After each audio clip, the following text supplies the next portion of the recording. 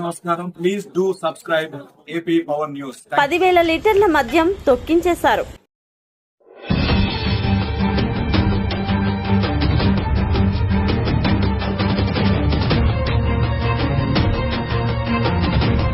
తెలంగాణ ఇతర రాష్ట్రాల నుంచి అక్రమంగా తీసుకొచ్చిన మద్యంపై ఆబ్కారీ శాఖ అధికారులు ఉక్కుపాదం మోపారు.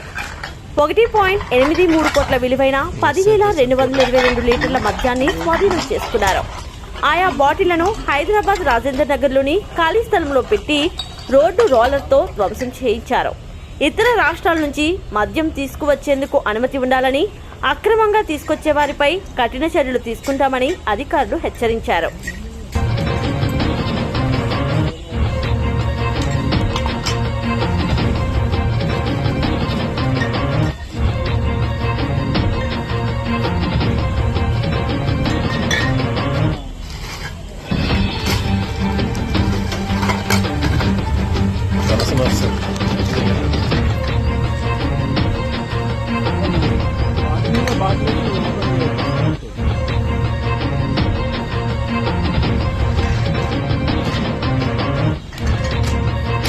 స్మెల్ స్టార్ట్ అయింది.